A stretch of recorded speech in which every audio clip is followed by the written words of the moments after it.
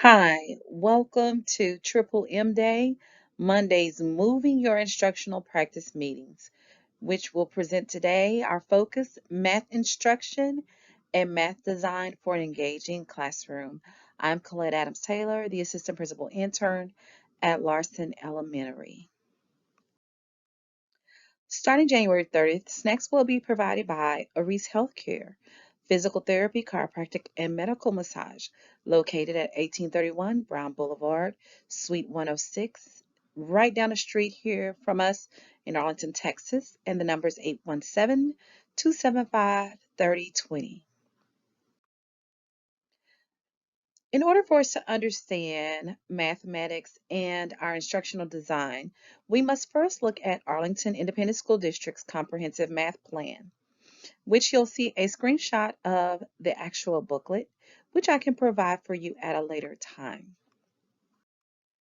According to the AISD Math Comprehensive Plan, for math professional development to occur, you need the four critical areas to be addressed. That is math content knowledge, math curriculum knowledge, math knowledge for teaching, and math pedagogy knowledge. So now we're going to delve into what those things are and what they look like. Math content for knowledge is math reasoning, addition and subtraction, algebraic thinking, expression equations and functions, as well as functions. So those are the things that you teach. That's at the appropriate grade level that you're teaching, those skills set. Next, you have your critical area of math pedagogy knowledge. This is where you, the educator, use your pedagogy knowledge on things such as using interactive word walls for students to build their academic vocabulary and their academic language. Promoting student discourse, meaning promoting students having conversations about math. Also, under the pedagogy knowledge is understanding how students need to build number sense, and then especially in our lower grades, but this is all grades, creating mathematical routines. Next, the third item or skill that is critical for us looking at our math pedagogy is math knowledge for teaching.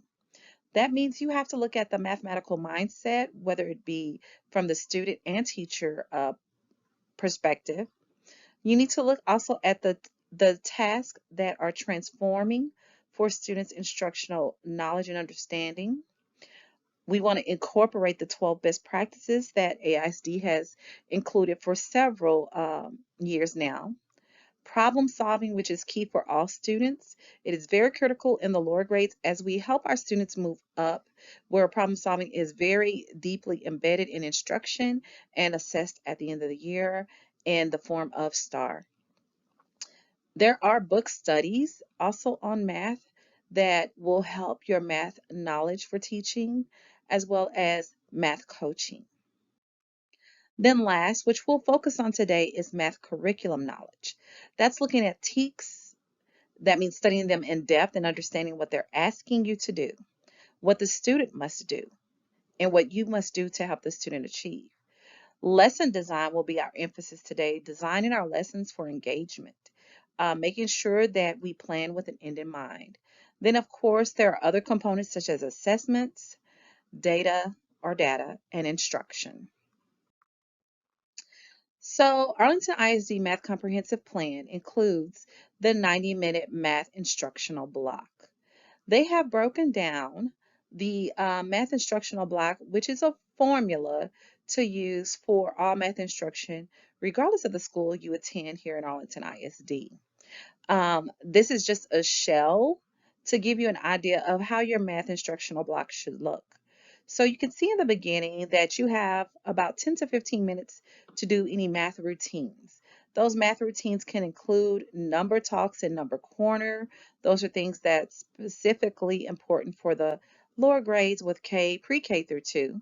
And then problem of the day, which can also be in pre-K through 2 every other day, are also heavily embedded in 3rd through 5th. Or the teacher may actually implement a routine based on the student data and need. So, beginning your lesson for whole group instruction, each teacher should do a launching and engaging activity. It's what they used to call the hook, something that gets the students engaged in the learning and wondering about what they're, or excited about what they're getting ready to learn. Then there's the start time where you want to check for students' understanding with multiple response strategies, or you can use open-ended questions to have your students engage in discourse, mathematical conversations. Then 15 to 20 minutes should be establishing what the goal is for students to learn, the strategies to support that, as well as creating and reviewing anchor charts, vocabulary, and reinforcing the objective throughout a hands-on or cooperative lesson. A cooperative lesson includes meaning putting your students in group where they're able to have that discourse and engage with, say, manipulatives or engage in the problem solving that they're looking at. Then they allot about 10 to 15 minutes for a pre-assessment, meaning you can identify what your students understand so far um, after you've done your focused learning and instruction. Now, again, this is not solidified, and those times are, you're able to fluctuate those times. And if you have a 90-minute block, of course, you'll want to compact and get the most bang for your buck for those that you want your students to focus on. The elementary math daily 90-minute instruction block also includes the middle of the lesson. Note the middle of the lesson is where they want you to do your small group instruction for approximately 30 to 35 minutes. That includes your small group math stations. Now, that may be something that your campus may struggle on or that your classroom may struggle on, but once you set up that parameter and get used to that norm, your students will excel, your classroom will flow more, and you'll be able to address your students at that individual need. That's very targeted and very focused and differentiated based on your students' need. During that time, you can scaffold for skills that students previously should know or focus on the lesson objective skill that students are still struggling on. Then last, you have about 5 minutes to summarize your lesson. Close by one, identifying a multiple response strategy or an opening question. One way to reflect on the lesson is for students to write about it. Have a short discussion, have students respond about it. Another way is to also use exiting tickets. Exiting tickets that answer your essential question or the specific skill that you're addressing throughout. But you want your demonstration of learning to be a quick way to assess what your students know so you can plan your instruction for the next day, specifically focused on your small group, or if you need to revisit it, whole group. At this point in time, if you have any questions, comments, or concerns, I am going to encourage you to write those down and put those in the parking lot.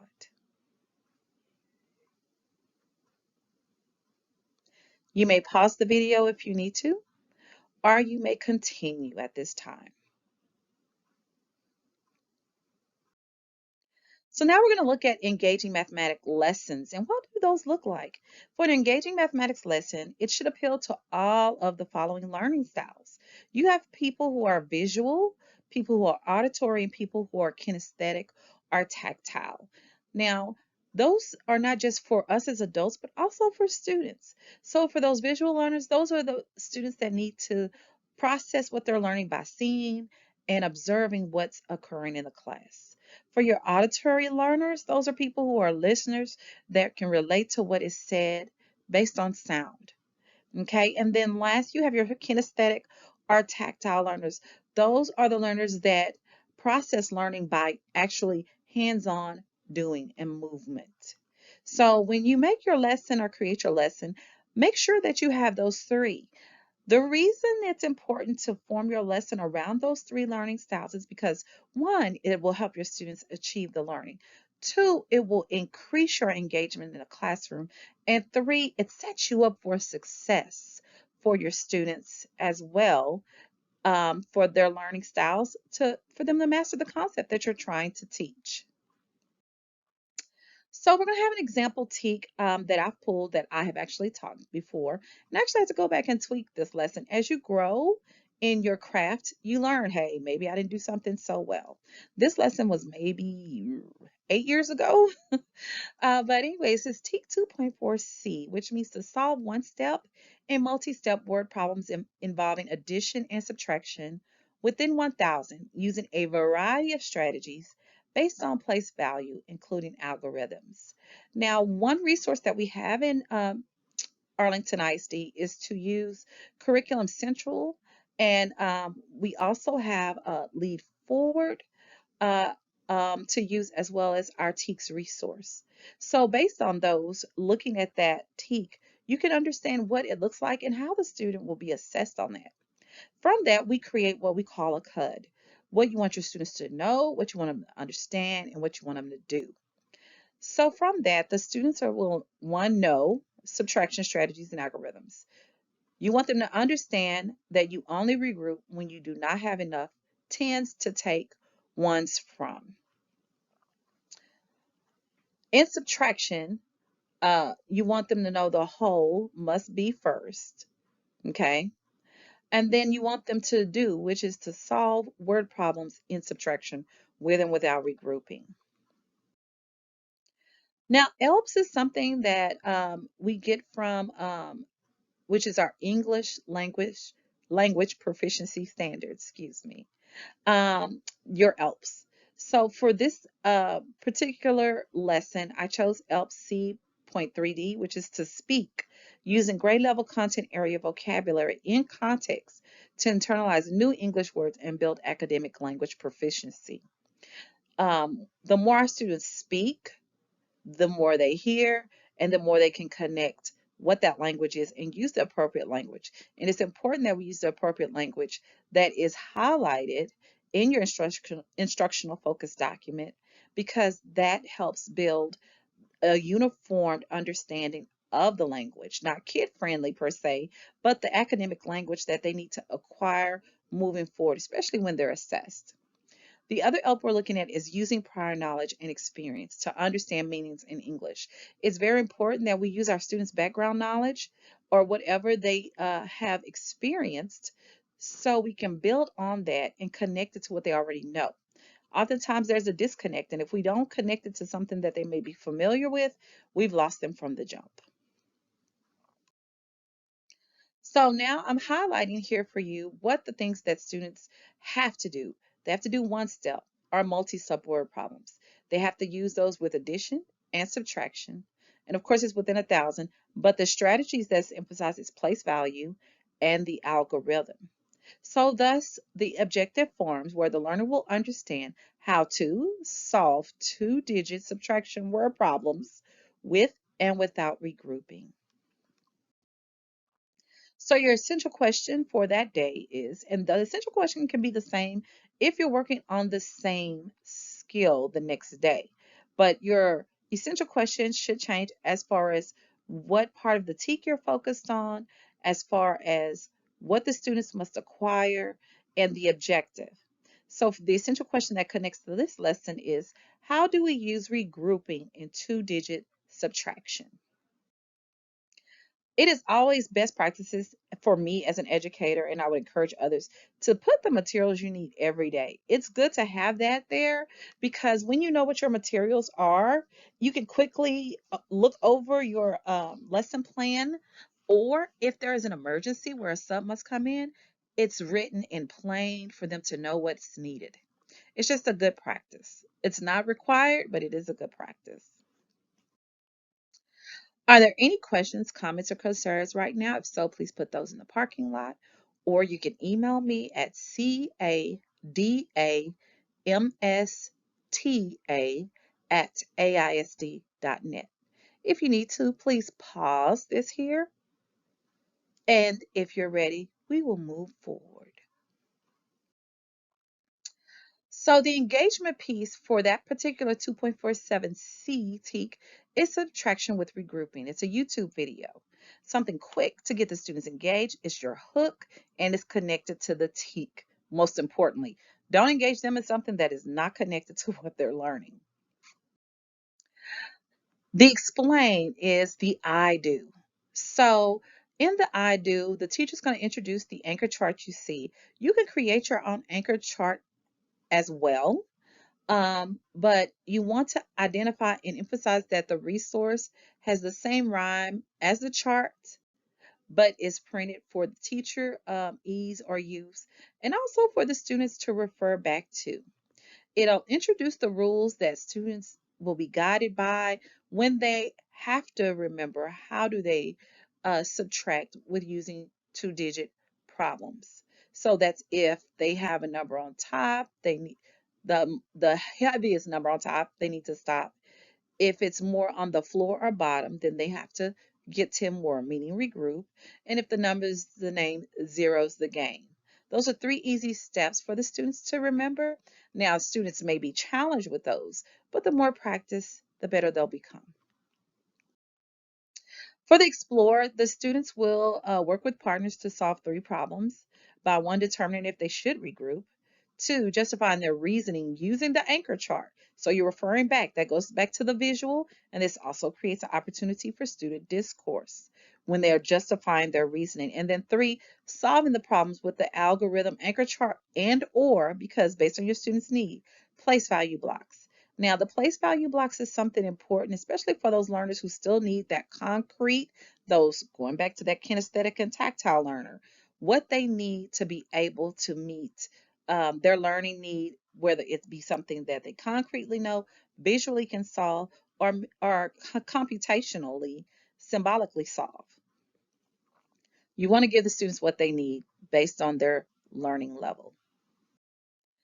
The elaborate or extend will be when the students work with their assigned small group and complete the Scoot task card activity with two-digit subtraction cards to determine if they should regroup, and they again have to justify their reasoning before solving the problems.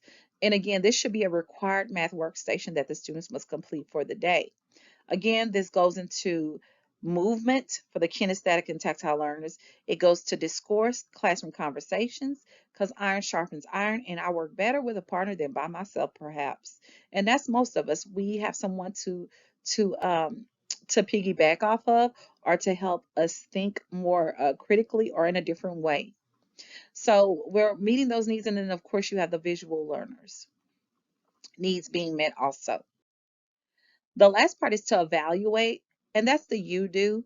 That's where you evaluate the student work for, and in this instance, for the Scoot. If you're one of those people who are a stickler for paper and copies, which is okay, it's a reality.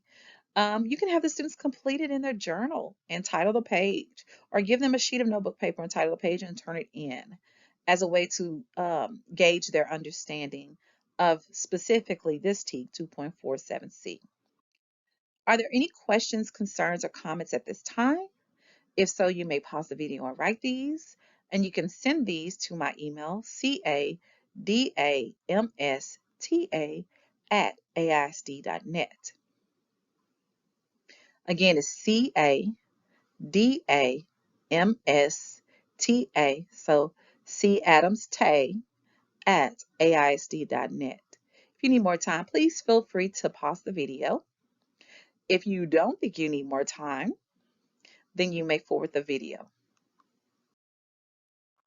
So I've given you a lot to look at, but now we're going to put it all together to see what that lesson looks like. So I'm going to put on my teacher hat at times, and then at other times, I'm going to put on my facilitator hat so we understand what this looks like. So this is how I would start my lesson. I always use a PowerPoint because it helps guide me. It helps keep me on point, and also I'm able to time myself. So the math lesson was 10-4 for Envision Math Subtraction with Regrouping, and the date would be, say today, Monday, January 23rd, 2023.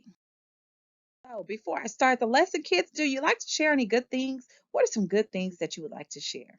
So facilitator hat, you're going to get feedback from 2 or 3 kids. You don't want this to go on because you want to just get them engaged, keep them in discussion, and then you can have good things shared at the end of the lesson if there's more time. One way to handle this is popsicle stick choices, or choose three in advance every day. That way you're making sure you're not getting to the same student. You're not using the same students, but you're getting to all the students. So everyone has an opportunity to share and everyone knows in advance when they're going to share. So we're going to move forward.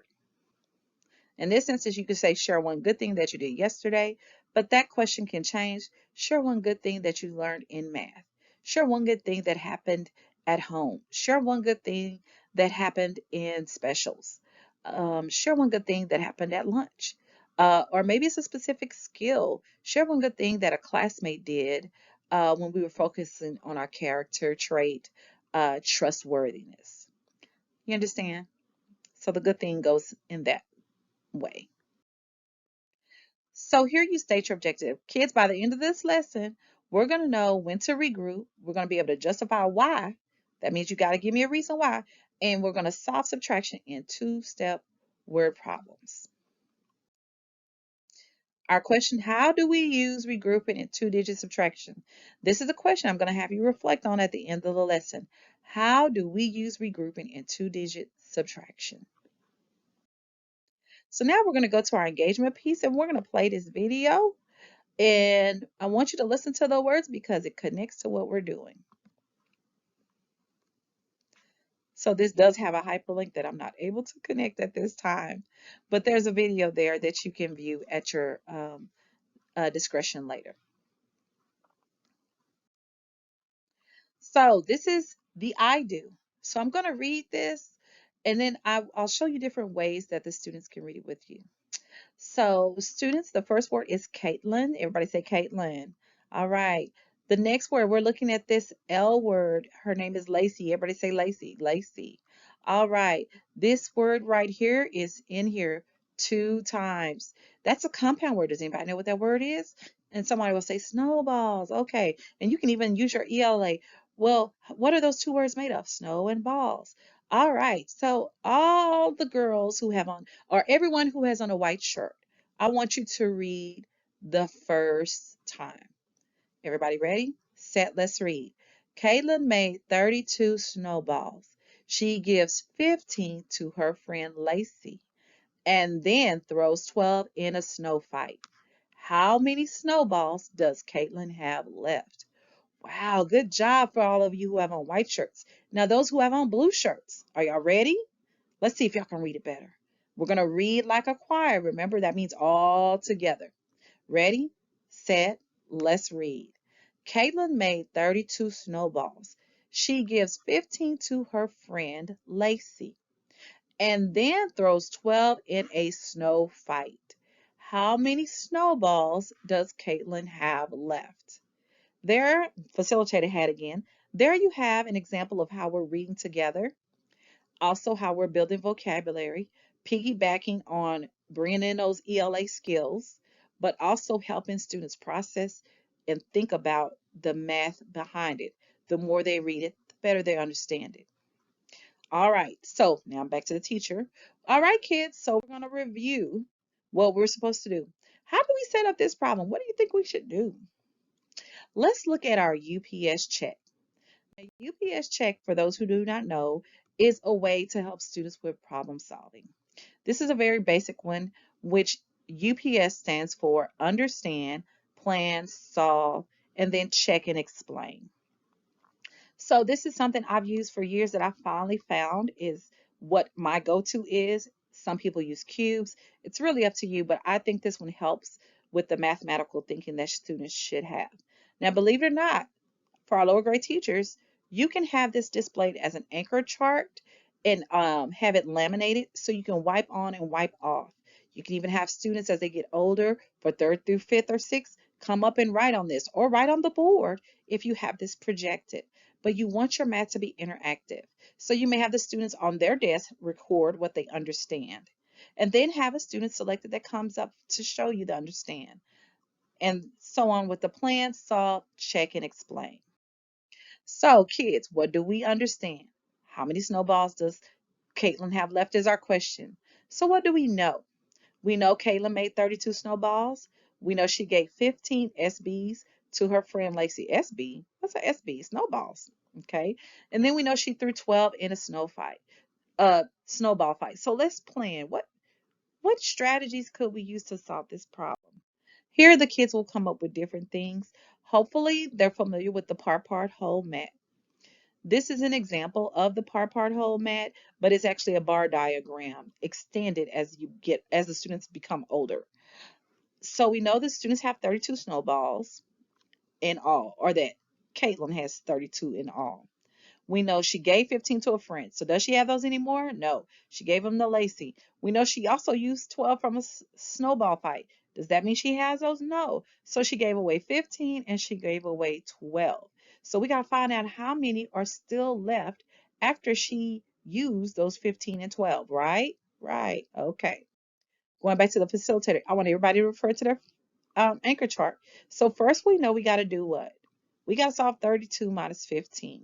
All right, so for those who can draw it, I want you to draw your tens and your ones. For those who need the place value blocks, and hopefully as a teacher, you have that already system set up in your room that they either have them at their desk or that you have someone that is your materials gather. All right, so you know you have how many tens? Three tens, and how many ones? Two ones. All right, so we have to take away 15. That's fairly easy to take away how many tens? 110. 110 is gone. All right, but we have a problem. We have two tens and two ones, but we need to take away five. So what do we need to do? And hopefully we've been working enough to where they can explain that you could break apart the 110 to trade it for 10 ones. Right.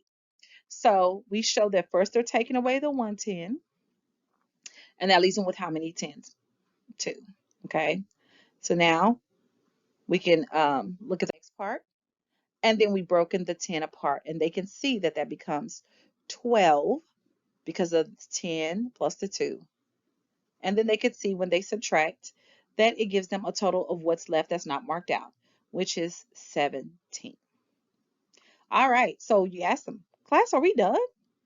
No, why aren't we done? Because we have 12 snowballs that she still used. So that is our second part. That's the mystery question, the hidden question that's not there. We have to figure out how much she has left after she even used the 12. Now, you're going to have a GT student that'll know probably 15 to add 15 and 12 and subtract that from 32, and that's okay. But you want to model the thinking that they should have. Either way, it's the same thing, and you can create that opportunity for classroom discourse where they can discuss the differences, okay, of ways of solving the problem. That's what I mean by that. But for the moment, you want to kind of take them through that process of thinking, and then you'll have others who will quickly notice things. Okay, so moving forward as the teacher. All right, so we know we have to take away 12 as well. Well, what are we going to take the 12 away from? From the 17 that we have left. All right, kids, so now we know we have to do 17, take away 12. Well, when we take away 12, how many does that leave us with? Well, we know we're taking away 110, and then how many ones? Two ones. So what does that have left? Count how many. Do we have any tens left? No. All right, how many ones do we have left? One, two, three, four, five. We have five ones. All right, so what is our answer? Let's check back. How can we check this? Well, if we add 15 plus 12 plus 17, that should give us a total of what? 32. And that's wrong, y'all, by the way. Okay, so 17 snowballs. And we take away the 12 from 5, right? Okay, and so that should give you how they should have solved the problem, something to that effect. But that's a way to check for understanding. Are there any questions thus far? No? Okay. So at this point, with the elbow partner, you want them to work together and have opportunities to solve different types of problems, showing the representation on the chart where they can subtract, where there's more on top, where there's more on the floor. And then if you want, you could also give an example of if the number's the same, zero out is the game. But again, you want them to also reference that subtraction chart. All right, so after they're done with that activity, you want them to work with a partner. And this is a simple subtraction scoop that just references a simple task such as, do they remember that when they need to regroup? Do they need to regroup for problem 1, 67 minus 62? Yes or no? and then explain why. Again, justifying and also processing that task of what will happen when they're actually faced with a subtraction problem as the ones that are given. Now, there are more in this unit, but you don't want to give them all of those because you want them to get to the other task that they have to do when they get into stations. So now we're going to move to. So this is a plan that I designed when I had stations with my kids. So I always have myself as a teacher as one workstation.